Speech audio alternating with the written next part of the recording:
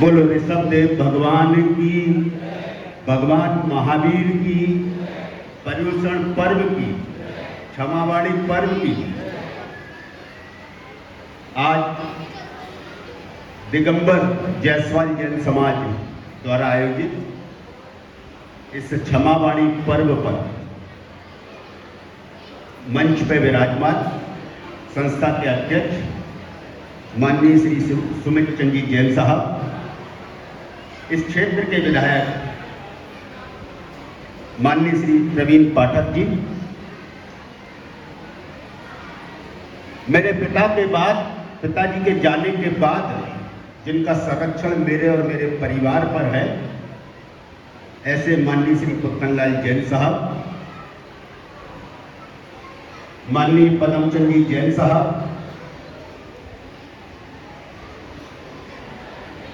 माननीय श्री प्रेमचंद जी मांडिल साहब और मेरे बड़े भाई, मेरे मार्गदर्शक माननीय श्री राजेंद्र जैन साहब यहाँ उपस्थित, संजय जैन जी, धर्मेंद्र जैन जी, ऐसे बहुत, सौरभ जैन जी मेरे भाई, सभी लोगों को मैं बहुत सारे लोगों को नाम से जानता हूँ। क्षमावाणी का पर्व है तो सबसे पहले ये मुझे मालूम है कि मेरे से गलतियां होती रहती हैं। मैं ये नहीं कहता कि मेरे से गलती हुई हो, तो मुझे मालूम है मेरे से गलती होती रहती है। इसलिए आप सबसे विनम्रता पूर्वक, खुले हृदय से क्षमा मांगता हूं और विश्वास दिलाता हूं कि कभी जानबूझ के कोई गलती मेरे द्वारा नहीं होगी।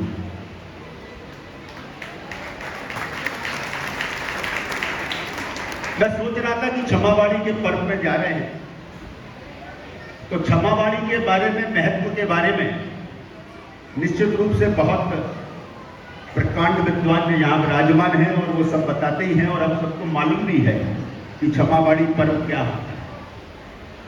लेकिन मैं एक बात सोच रहा था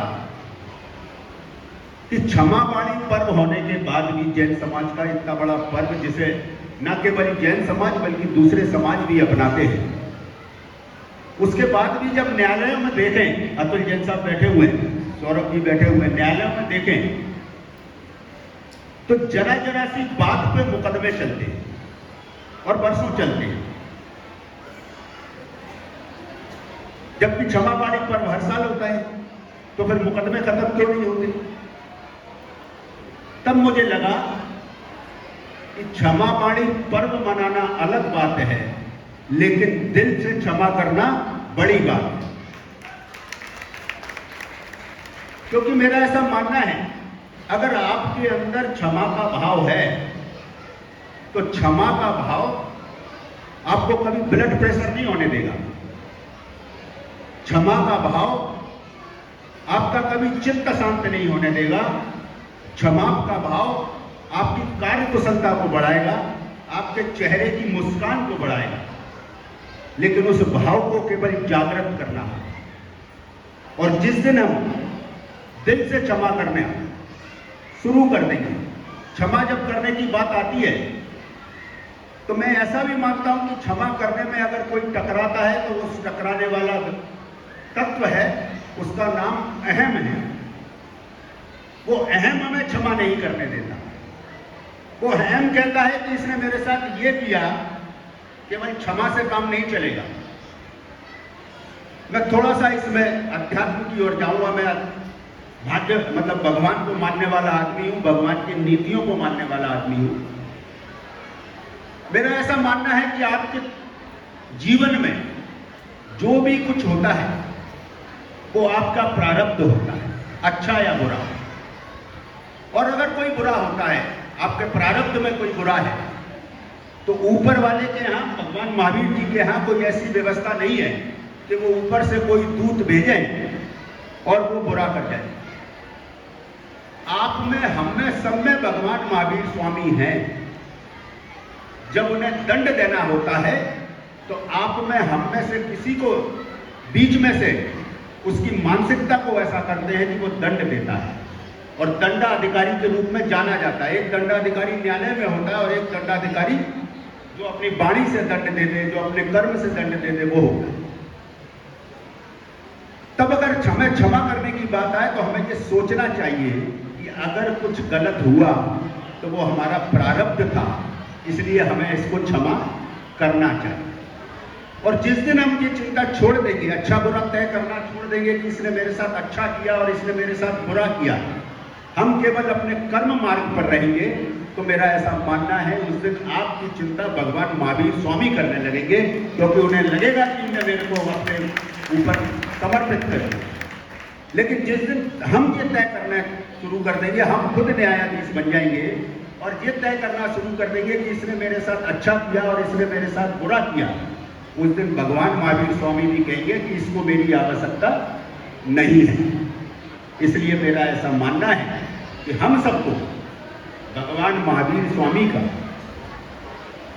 वंशज माने, उनका भक्त माने, उनका सेवक माने, सब कुछ अच्छा और बुरा उनके चरणों में समर्पित करते हैं। और नहीं करेंगे तो ऐसा नहीं है कि वो नहीं जानते, वो सब जानते हैं। मैं जहां अच्छी अच्छी बातें कह जाऊंगा, बड़ी बड़ी बातें कह जाऊंगा, लेकिन भगवान महावीर जानते हैं कि मैं दिल से बोल रहा हूं या दिमाग से बोल रहा हूं, इसलिए सब कुछ उनको समर्पित कर दें।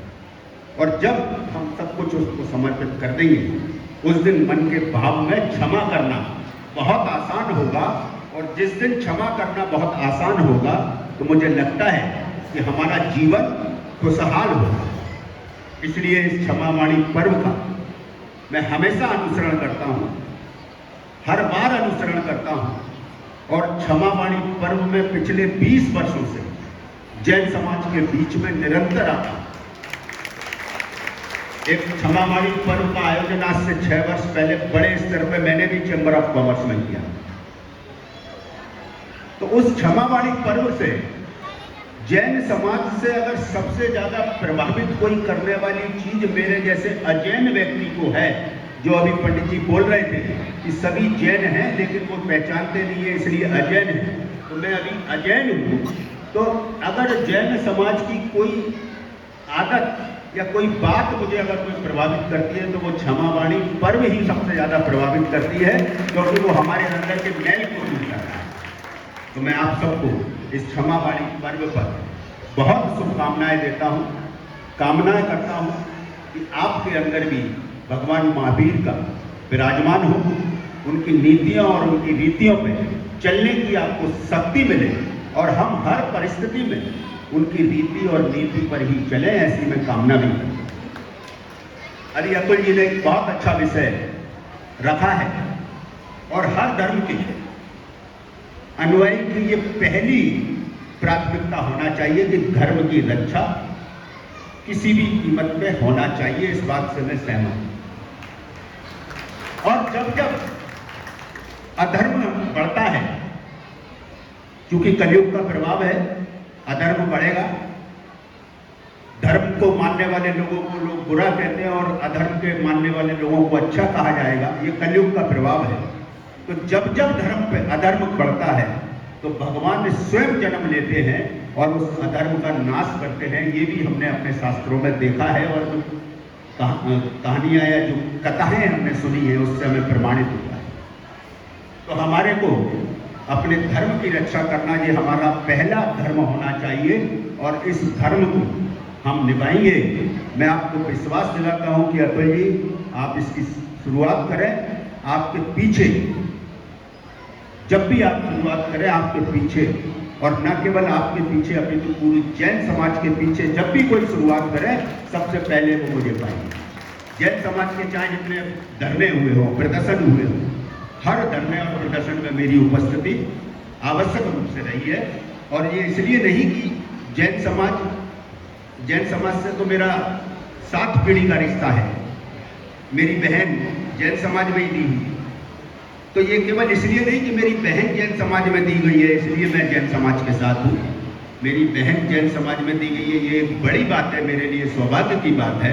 लेकिन जैन समाज का जो धर्म है, जैन समाज की जो नीति है, जियो और जीने दे, ये हर व्यक्ति को इसको पहचानना होगा और न केवल पहचानना होगा बल्कि इसको अपनाना होगा, ऐसा मैं मानता हूँ।